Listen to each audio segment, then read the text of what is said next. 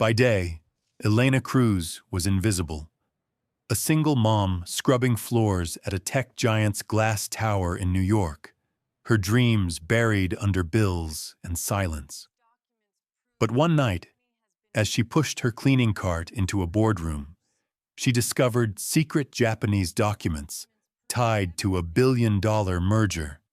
And when the company's future and thousands of jobs balanced on a translation no one else could deliver, Elena stepped out of the shadows with a truth powerful enough to save everything or destroy her life.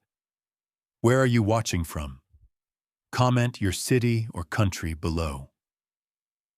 They called it the night shift, but to Elena it felt like the city's quiet breath, a long inhale that began when the ferry horn softened and the fog slid down the hills.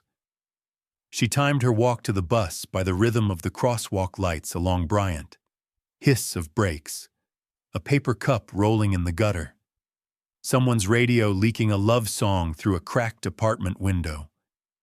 Her badge for Brighton Technologies hung on a blue lanyard against a thrift store coat. The badge beeped at the turnstile, and the lobby, white marble, a vertical garden of glossy leaves, accepted her like a ghost. On the 6th floor, the industrial closet smelled of lemon cleaner and dust. She tied her hair back, tugged on nitrile gloves, and checked the cart. Microfiber cloths folded into quiet squares, a spray bottle labeled glass, an old scuff on the mop handle where someone had carved a heart and an arrow. On nights when her hands felt too empty, she slipped a small velvet pouch into her coat pocket, a habit more ritual than need. Inside the pouch lay a Japanese fountain pen, black lacquer with a golden clip, a relic from her father's desk. He had taught her kana at the kitchen table in Fresno, tracing strokes on an index card, steaming rice whistling in the background, his laughter like low thunder. Before hospital corridors took the color out of him, he had believed a pen could be a bridge. The corridor lights dimmed after 10, motion sensors lifting a fraction brighter as she moved. She worked in lines and squares, the way her father had taught her to write. Order first, meaning second. Screensavers drifted across vacant monitors, a floating company logo, a galaxy of dots. She wiped coffee rings from a UX workstation, nudged a swivel chair beneath a desk whose owner collected ceramic owls, straightened a stack of sticky notes that said, "Remember to breathe," in loopy, purple handwriting. Somewhere a soda can hissed shut. Somewhere a server rack murmured, warm as a cat. At 10:45 p.m., her phone buzzed with a photo from home. Sophia, pink pajama top with clouds, was holding up a library book with both hands like a prize. The text read, "I read 3 pages, Mama." The triple exclamation marks were a signature. The girl measured triumph in punctuation. Elena smiled without showing teeth, a habit learned from years of swallowing remarks meant for other people. She thumb-typed back, "3 pages is a mountain. Proud of you. Sleep." A second later, another ping. A selfie of Sophia pushing a gap-toothed grin through the frame, cheeks smushed against the lens, a slanted lamp behind her like a halo. Elena tucked the phone into her pocket and let her breath steady. 12 more offices, 2 conference rooms, 1 glass wall that always bloomed with fingerprints, as if the day shift tried to claw through it. The boardrooms waited at the corner of the building, splayed in a row like picture frames. Each had a name: Cypress, Sequoia, Redwood, a California sermon delivered in frosted vinyl on glass. The big one, Sequoia, was for executives only. Polished walnut table that could seat 20. A ceiling speaker system that scattered voices until they sounded disembodied. An espresso machine tucked in the credenza beside a bowl of wrapped chocolate. She saved it for last. Not superstition, exactly. More like a conversation with the night. If she reached Sequoia, it meant nothing had exploded elsewhere. She pushed open the glass door, careful not to leave a print, and locked the rubber wedge beneath it to keep the latch from catching. The room still carried the comfortable disorder of a late meeting, a sweater slung over a chair back, a coaster ring ghosting the wood, a faint smell of bergamot from expensive tea. On the far wall, the skyline had gone glossy black, the Bay Bridge floating like a silver zipper in the distance. She moved clockwise, spritz and wipe, chair by chair, the cloth swallowing crumbs with a soft rasp. Near the head of the table lay a neat rectangle of paper, aligned as if measured. A stack, no, 3 stacks, fanned slightly, clipped at the top left corner. She knew better than to touch client materials. She also knew the difference between ordinary print and the kind of lines that carried her father's cadence. These pages wore characters she recognized not as drawings, but as muscle memory, the way her hand had learned to hesitate before a downward stroke, the way her tongue had learned to hold a sound just behind the teeth. For a moment, she didn't move. The pen in the velvet pouch seemed to gain weight. She had rules. Never open drawers that weren't yours. Never read what isn't meant for you. Never give anyone a reason to say you don't belong. Being invisible was a skill, something you could practice like posture. But the characters tugged the air shorter in her lungs. She told herself she would only look at the headers, only glance at a title. Language like tidewater seeped in through cracks. The top sheet bore a company stamp she had learned to recognize on the copy room bin. Brighton Technologies. The clean sans serif of a firm with zero margin for whimsy. Beneath it, a string of kanji, precise, formal, not the friendly loops of children's books. Her brain, raised on English walls, knocked against the door. Her father's voice, patient as river stones, unlatched it. She traced the first line in the air without touching the paper. Procurement of integrated systems. The phrase rose like something submerged. She blinked and stepped back. It wasn't romantic, this recognition. More like finding your old house key at the bottom of a winter coat. Cold metal, familiar not because it was yours, but because your hand remembered the exact angle to turn. She wiped the table under the stacks, careful to keep the pages perfectly aligned, then circled to the credenza and refilled the chocolate bowl from the hidden stash, because small kindnesses protected her from the parts of the job that scraped. The espresso machine buzzed when she wiped it, then gave a nervous little click like a bird. In the corner, the wall monitor slept, blue LED blinking. Her phone buzzed again, this time not a photo. A calendar reminder set for herself. Call rent office by Friday. The words sat like a stone in the palm of her hand. She pressed the screen dark, returned the phone to her pocket, and reached for the trash bag. Habit carried her hands. Lift, tie, replace, smooth the plastic, tuck the corner. But the stacks tugged at her peripheral vision until not looking became more conspicuous than looking. She slid a single page from the bottom of the nearest stack, no more than a 1/4 inch, a move like aligning a picture on a wall. The page offered a subheading she hadn't seen at first, liability clauses, then a term she remembered her father describing at the table with the rice cooker humming, "Geary." Not a word you translated, he had warned. A word you did. Duty felt like one of those English approximations that left too much on the cutting room floor. She let the page fall back into place and stepped away so quickly her knee bumped the chair. The chair shivered on its casters and rolled a 1/2 inch, leaving a crescent smear on the polished floor. She crouched to wipe it, forehead nearly touching the walnut, as if she could bow out of the room, out of the temptation, out of the past. The building creaked in that way steel and glass do when night settles, expansion contracting, bones remembering their weight. Somewhere above, an elevator hummed and stopped. Elena rose, set the cloth neatly on the cart, and reached for the doorstop wedge.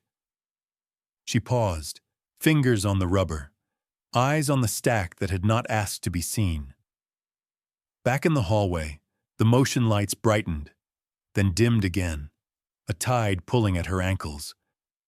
She pushed the cart toward the elevators, almost relieved when the industrial wheels complained. Relieved, until the realization arrived not as thought but as sensation, palm prickling, breath catching, that the title font on the top sheet, the careful stroke weight, the spacing between characters. She had seen handwriting like that once, not printed, on onion skin paper her father had kept folded into a book. The elevator doors slid open with a chime, stainless steel giving her back a bifurcated reflection. Two Elenas stitched at the center seam. She didn't step in. She held the velvet pouch in her pocket the way you hold a hand in a crowd. The pen pressed its length into her lifeline, patient, unblinking. Across the glass, the stacks rested where she had left them, neat, innocent, heavy with the same quiet gravity as a letter you had not meant to read. She turned the cart without meaning to and rolled it back across the hushed carpet, her pulse sinking with the soft thump of the wheels. The door sighed open. The pages waited. She reached out, not yet touching, like a swimmer testing the temperature of the sea. Then, careful as breath, she lifted the first sheet and felt the thin paper flex between her fingers. Light as a promise, sharp as a blade just shy of skin. The morning after, the world felt heavier than the night she'd left behind. Elena woke to the thud of footsteps above their apartment, the thin ceiling rattling with someone dragging furniture across warped floorboards. Beside her, Sophia was curled under a fleece blanket patterned with cartoon moons, her arm thrown across the stuffed rabbit she refused to sleep without. Elena slipped from bed quietly, so as not to wake her, and stepped into the kitchen. The sink faucet dripped at its own stubborn pace. A manila envelope slid under the door sometime before dawn, waited on the counter. The handwriting across the front, thick, rushed, in red ink, stung like an accusation. She already knew what it said. Still, she tore it open with her thumb. Notice to vacate. $27,000 due within 30 days. Failure to pay will result in eviction. The numbers glared at her as if daring her to argue. She pressed the paper flat against the counter with both palms, as though weight alone might dissolve it. The kettle clicked off in the background, steam curling like an afterthought. She carried her tea into the living room where her mother sat propped against pillows, the glow of morning weak on her face. Years of work in kitchens and laundries had worn her body thin, and now illness gnawed at what remained. She reached for the cup, her hand trembling more than the liquid inside. "Elena," her mother whispered. "You've been walking around with storm clouds. What is it this time?" Elena forced a smile, but the eviction notice crinkled in her other hand. Her mother didn't need to see it. The lines on her face already bore the story of too many unpaid bills and borrowed tomorrows. By the time Sophia padded into the room, hair sticking out in sleepy directions, Elena had folded the notice into her pocket. The girl carried a notebook nearly as big as her chest, flipping it open with a flourish. "Look, Mama, I wrote it myself." Across the page stretched uneven but careful strokes of hiragana. Elena's heart knocked against her ribs. The characters were shaky, but they lived and breathed. Sophia tapped them proudly with her pencil. "Grandpa's letters, remember? You showed me once. I copied them." The word she'd written was simple, childlike, neko, cat, but Elena felt her throat tighten. The fountain pen in her coat pocket seemed to stir, as if her father's spirit leaned closer through it. She hugged Sophia tighter than necessary, then sent her to fetch cereal. For a moment, the room felt anchored by that fragile bridge across generations. Her father's teachings, Sophia's curiosity, her own unspoken fear. That afternoon, she dragged her cart down another endless corridor at Brighton Technologies. Fluorescent lights hummed overhead, and the city's wealth glittered beyond glass walls she wasn't supposed to look through. She kept her head down until the announcement crackled through the intercom, shattering the rhythm of her work. "All employees," the voice said, clipped and officious. "A company-wide initiative is being launched.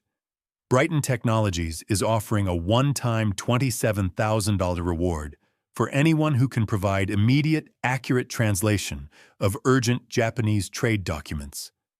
Elena's mop froze mid-swipe. The number struck her like a bell, $27,000, the exact figure printed on her eviction notice. She gripped the handle so tightly her knuckles bleached white. The hallway was suddenly alive with murmurs, employees whispering as if money itself had materialized between them. Most dismissed it instantly.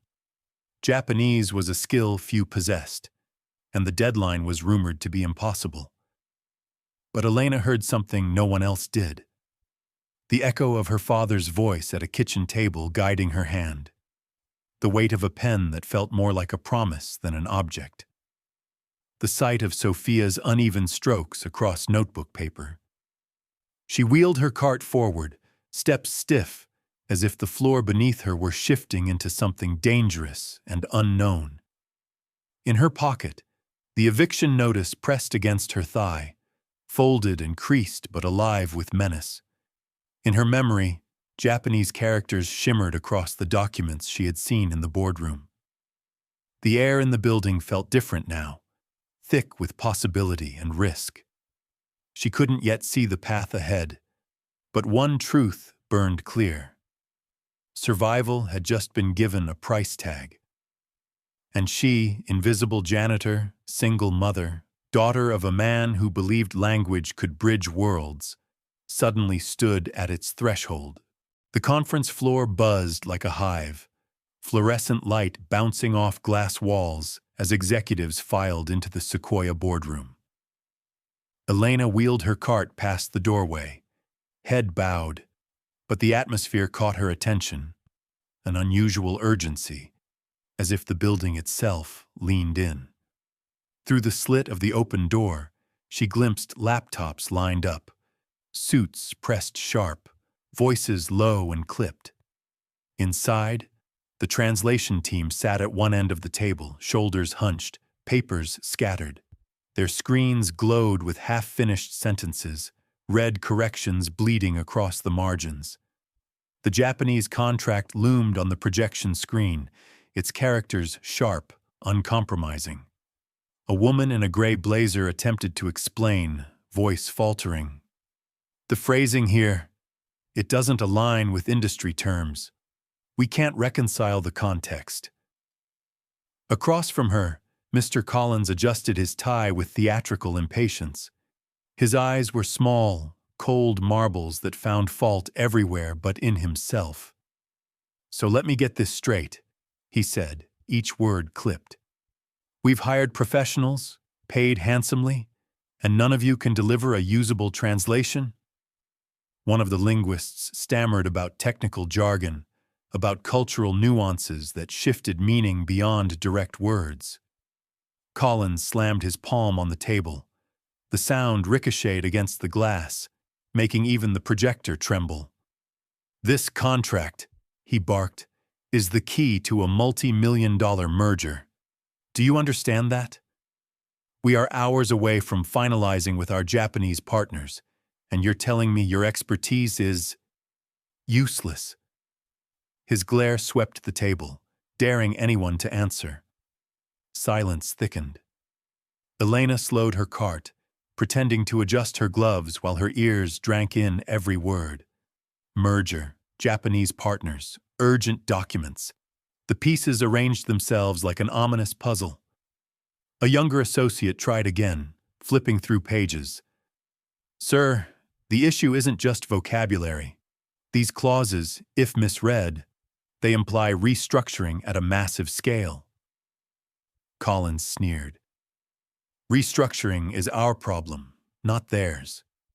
Do I need to remind you who makes the decisions here? Certainly not janitors or random employees who think they can dabble in languages.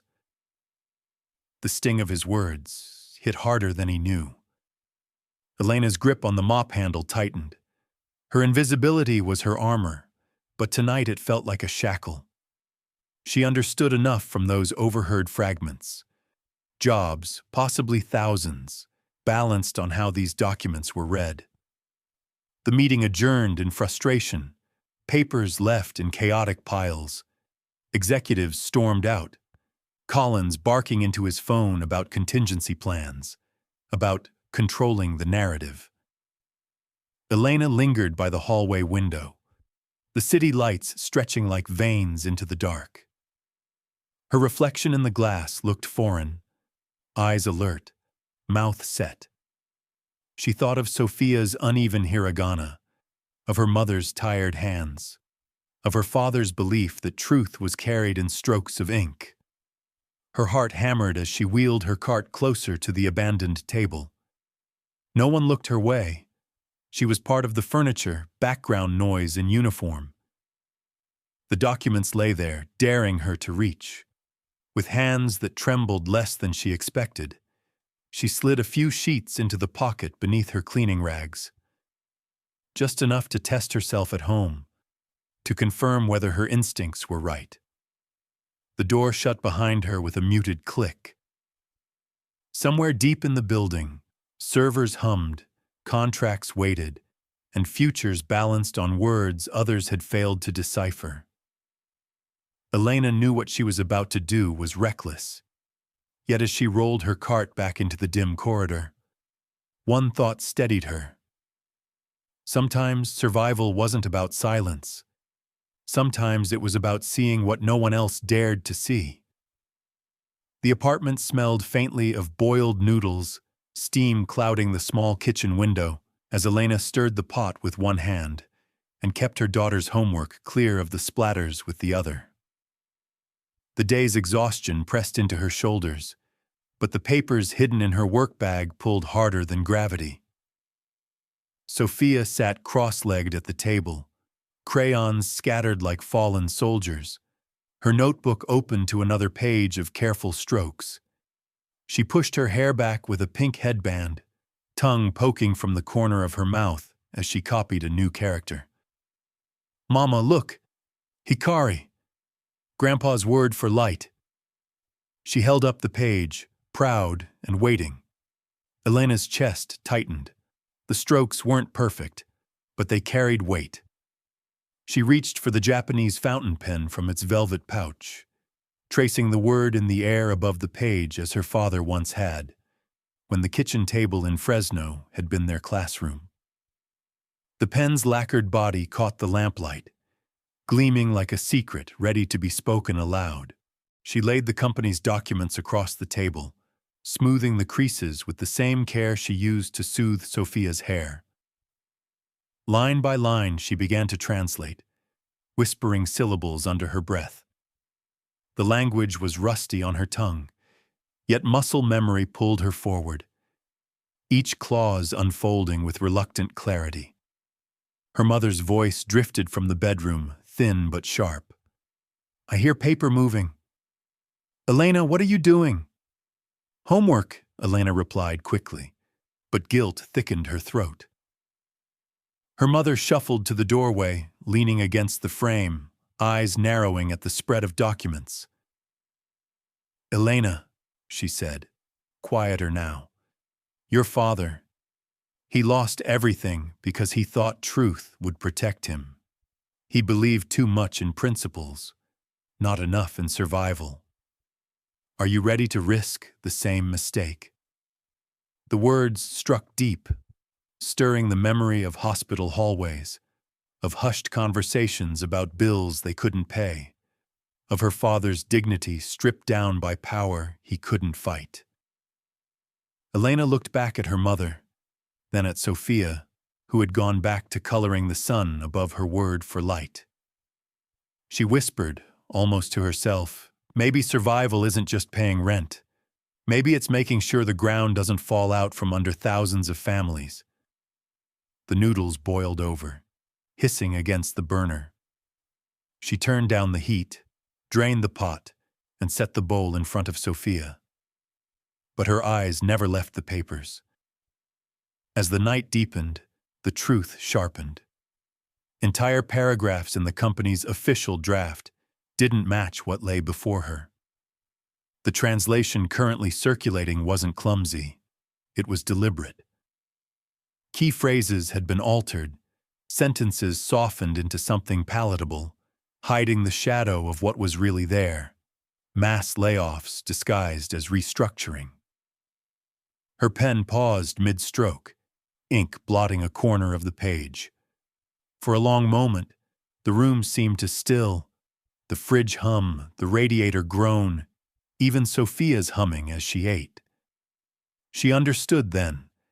The danger wasn't just in attempting the translation. The danger was in what she had already uncovered. On the table, Sophia slid her finished page across the stack of documents. Hikari written in careful, uneven strokes, with a bright yellow sun drawn above it. Elena placed her hand over the paper, feeling its warmth seep through her palm. She knew she couldn't turn back now. The word for light lay before her, and somewhere inside these pages, a shadow big enough to bury them all. The janitor's closet was supposed to be private, a space where Elena could fold her uniform into the corner and catch her breath between endless floors. But that night, the air inside felt tighter than usual. She crouched on an overturned bucket, the Japanese documents spread across her lap, her pen scribbling faint translations onto a yellow legal pad. The words seemed to resist silence. Every stroke carried the weight of hidden consequences. A shadow fell across her paper.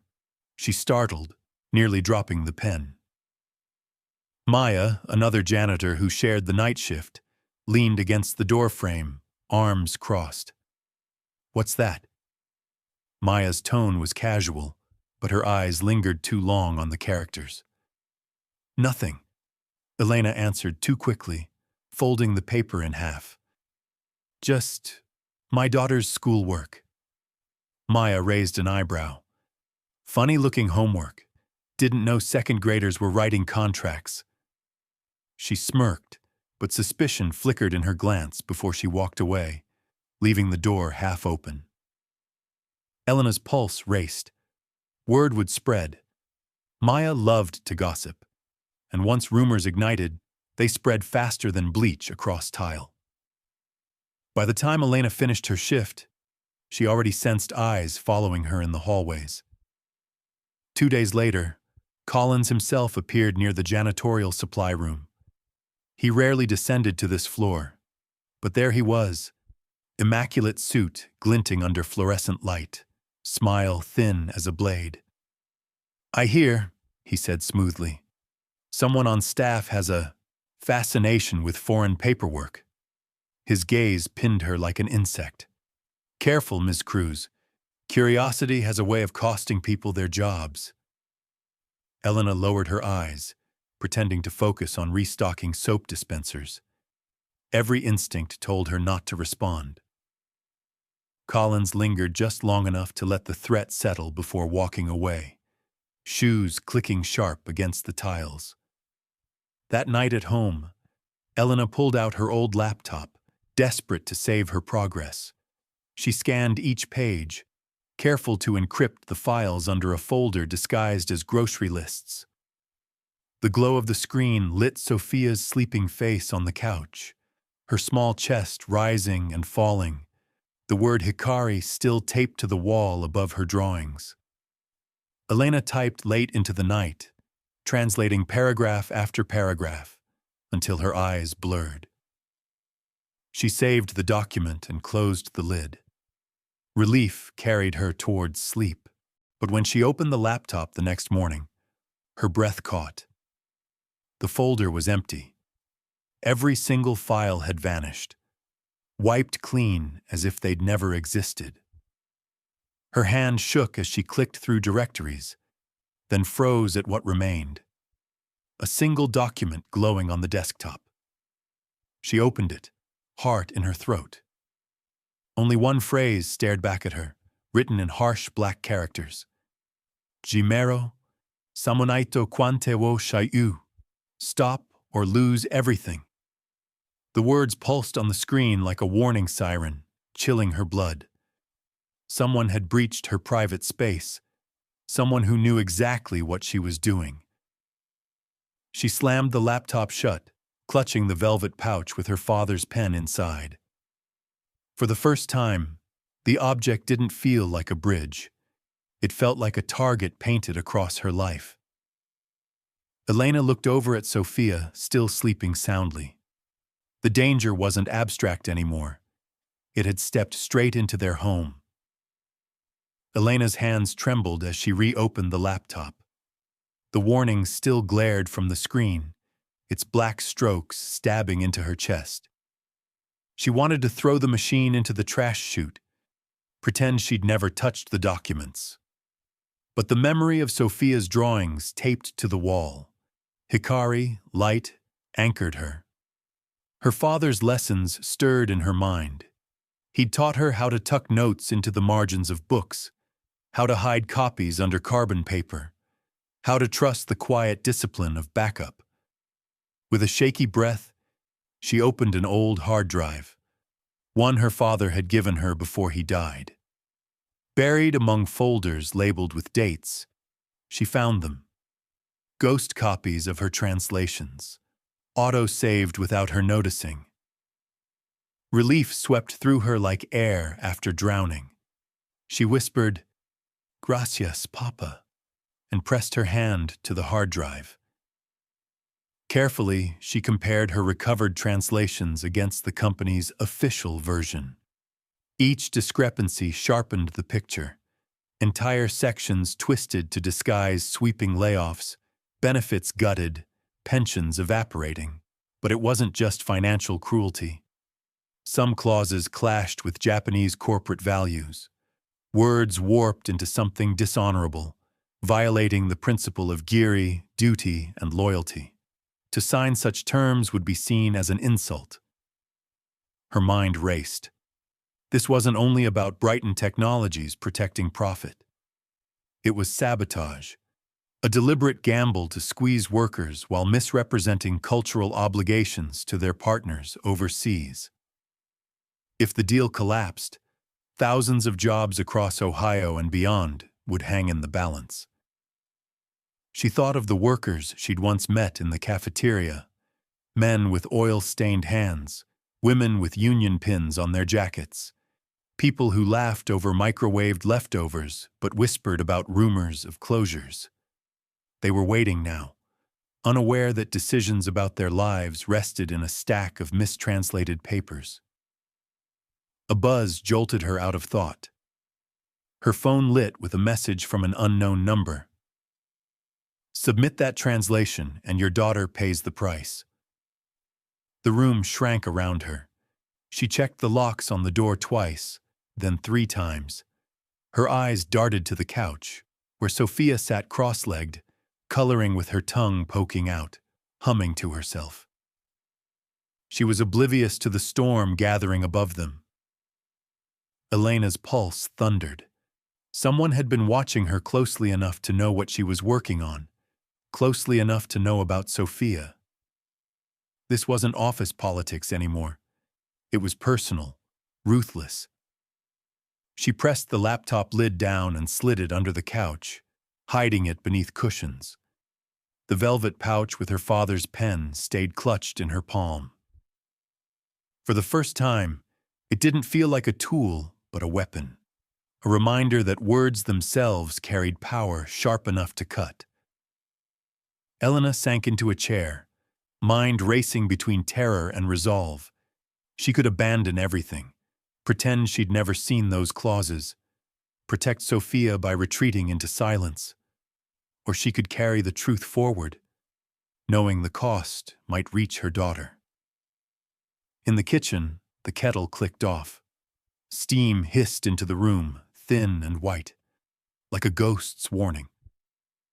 Elena pressed her hand over her face and whispered, "Dios mío, what do I do now?" No answer came, only the quiet scratch of Sophia's crayon on paper. And in that sound, innocent, steady, Elena realized the choice wasn't about her anymore. It was about what kind of future her daughter would inherit if silence ruled. But the threat lingered, cold and merciless. Submit that translation, and your daughter pays the price. Sleep was impossible. Elena lay on the couch, staring at the ceiling cracks that spidered like fault lines. Each time the refrigerator clicked, or a car door slammed outside, her muscles tensed, convinced someone had come for them. The phone's threat replayed in her mind. Your daughter pays the price. By dawn, her eyes burned, her body rigid with fear. She rose quietly, careful not to wake Sophia, and poured water into the coffee maker with trembling hands. She thought about deleting every file, shredding every note, burying the truth to keep her daughter safe. Survival, after all, had been the only rule since her father died. The smell of coffee drifted through the apartment. Sophia padded into the room in her socks, rubbing her eyes. Without a word, she slipped a folded piece of notebook paper into Elena's palm. The child had written it in shaky Japanese characters. Ganbata. Do your best. The word carried her father's voice with it, his patient encouragement at the kitchen table when she had been Sophia's age, her pen wobbling over strokes. A lump rose in her throat. She tried to smile for Sophia's sake, brushing a strand of hair from her daughter's face, but the weight of the threat pressed back. Collins's shadow loomed larger each day, and she knew he wasn't working alone. Whoever had erased her files and left that message had access, power, reach. To challenge them was to risk everything.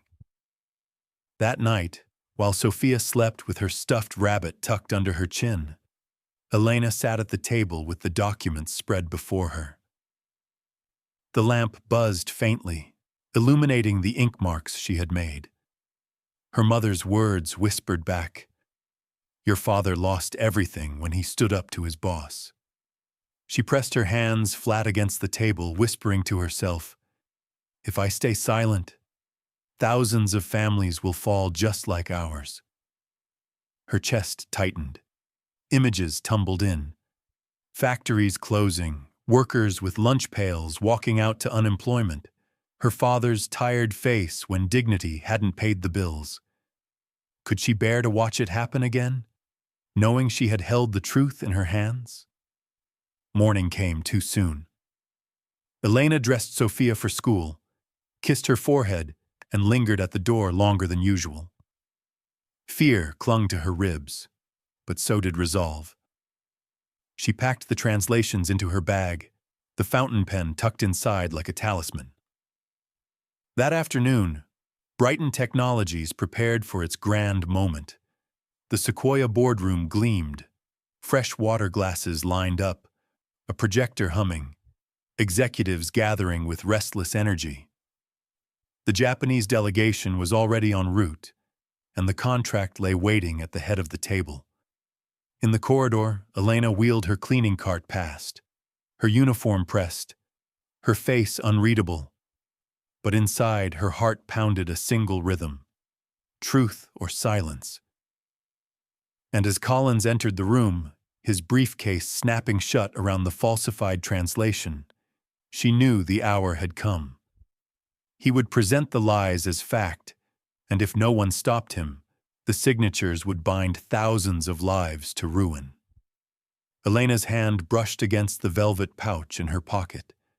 The pen was warm against her palm, like a heartbeat reminding her she wasn't invisible anymore.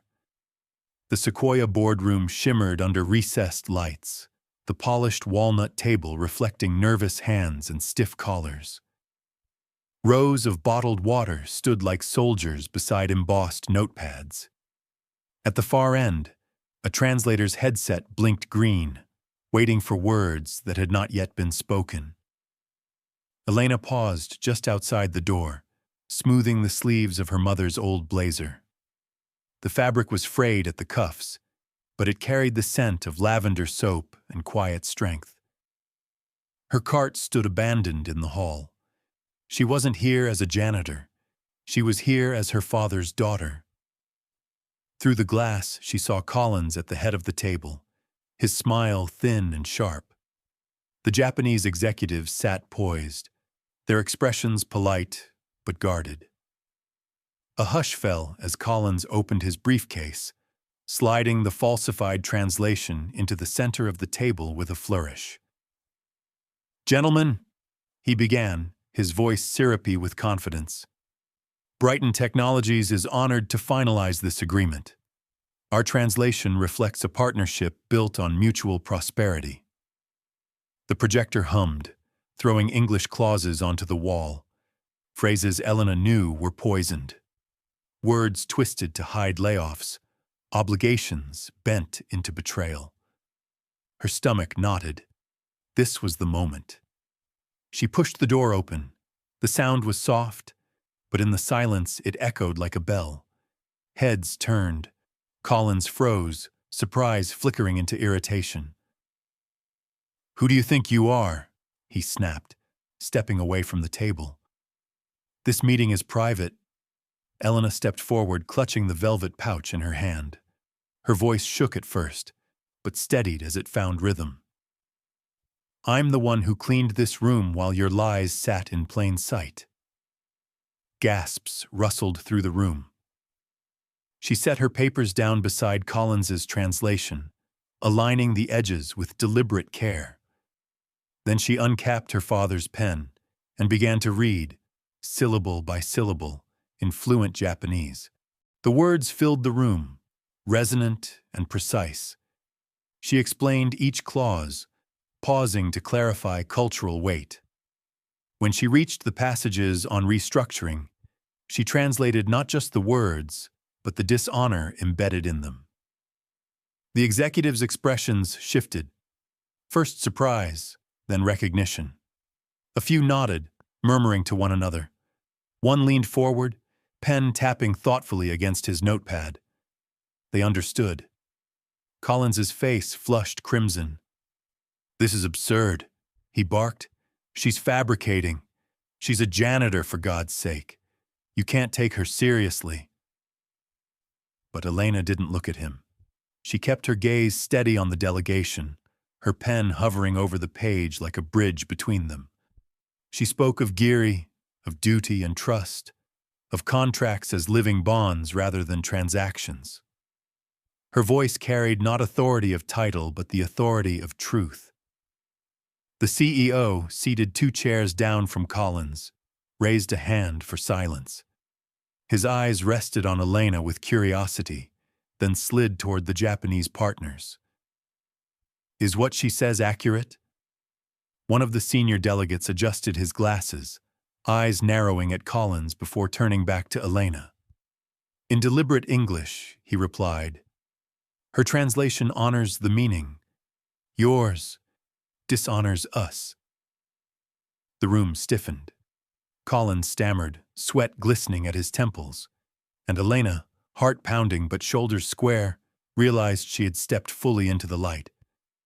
For a long moment, the boardroom hung in silence, the kind that prickles at the back of the neck. Collins's papers lay abandoned on the table, edges curling under the projector's heat. Elena's translations, by contrast, looked steady, deliberate, anchored beneath her father's pen. The CEO cleared his throat, breaking the silence. He lifted one of Elena's sheets and scanned it carefully. His brow furrowed as he compared it with the company's official version. Then, without a word, he handed both sets to the interpreter assigned to the delegation. The interpreter hesitated, glanced at Elena, then read softly in Japanese. When he finished, the senior executive from Tokyo placed his pen down with precision, his gaze sharp as glass. "This woman is correct. Her translation respects our language and our values. The other is deception." A murmur rippled around the table. Collins blanched. "It's a misunderstanding. Clerical oversight," he sputtered, but the CEO raised his hand sharply. "Enough, Collins." His voice was calm, but it carried weight that silenced the room. "You've jeopardized not just this deal, but the livelihoods of thousands of workers who trusted this company. There will be an investigation." Security was called. Collins's protests echoed down the hallway as he was escorted out, his tie askew, his authority evaporating with each step. Elena remained rooted in her chair, heart hammering, unsure if her body would hold her upright. She had spoken truth in a room where she wasn't supposed to exist, and the walls themselves seemed different now. The CEO turned back to the delegation. "We will honor the accurate translation. Brighton Technologies is committed to fairness. That is the only path forward." Relief softened the executives' faces. One even bowed slightly toward Elena before gathering his papers. The deal, once poisoned by lies, was saved, not by spin, but by truth. Word spread quickly. By evening, messages flowed from Ohio. Workers cheering in cafeterias, union leaders expressing gratitude, families texting one another that their jobs were safe. For once, survival wasn't a private battle. It was a collective victory. Later that week, Elena returned to her usual post, mop in hand, when the CEO appeared at the end of the hall. No entourage, no pretense, just him carrying a single envelope. "You've given this company more than we deserved," he said, offering her the envelope. "Inside is an official offer. Director of International Relations. We need someone who understands not just words, but meaning." Her throat tightened. She thought of the eviction notice still pinned to her fridge, of Sophia's uneven characters taped to the wall, of her father's laughter carried through memory. Slowly, she accepted the envelope, her fingers trembling against the seal. That night, Sophia clutched her stuffed rabbit at the dinner table, eyes wide with excitement as Elena told her the news. "So, you're the boss now?" the girl asked, giggling. Elena laughed, a sound that felt freer than it had in years. "Not the boss, mija. But maybe now I get to make sure the truth has a seat at the table." Sophia straightened proudly. "That big building. My mom works there now." The words wrapped around Elena like a blanket warmer than any coat. For once, the future didn't feel like survival. It felt like possibility. The fog rolled in from the bay that evening, curling around the towers of glass and steel as if trying to soften their edges. Elena stepped through the lobby of Brighton Technologies, no longer pushing a cart, no longer invisible. A badge clipped to her blazer now bore her new title, Director of International Relations. The marble floor reflected her steps like ripples on water. She paused at the reception desk where she used to be overlooked, and the guard who once barely glanced up now greeted her with a nod full of respect. In her new office, sunlight poured across a clean desk. She unpacked carefully, setting only a few things on its surface. A framed photo of Sophia grinning toothlessly, the eviction notice folded into the back of her journal, as a reminder of how close they'd come to losing everything. And finally, the Japanese fountain pen. She placed it gently in the center, its black lacquer catching the light. A knock sounded.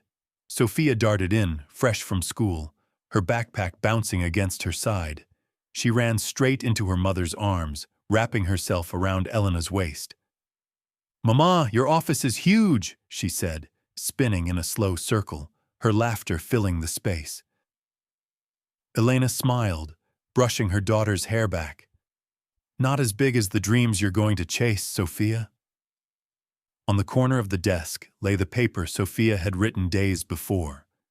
Hikari, light, now wrinkled from being carried too many times in Elena's bag. Sophia picked up a pencil and drew a small sun above the word, adding rays until the paper glowed with her imagination. She held it up proudly, taping it beside the window where the Golden Gate Bridge burned red in the dusk. Elena's mother arrived a little later, slower on her feet, but eyes bright with pride. She touched the pen on the desk and whispered, "Your father would have said language can build bridges. Today, you proved him right." Elena looked out the window, her reflection layered with the city skyline. For the first time in years, her smile carried no bitterness, only a quiet sweetness that came from survival turned into triumph. She thought of the countless nights cleaning empty boardrooms, of whispered fears and hidden pages, of threats that had chilled her to the bone. All of it had brought her here, not just to a title or an office, but to a life rewritten by courage. She pulled Sophia close, kissing the top of her head, and whispered, "We did it, Mija. We rewrote our story."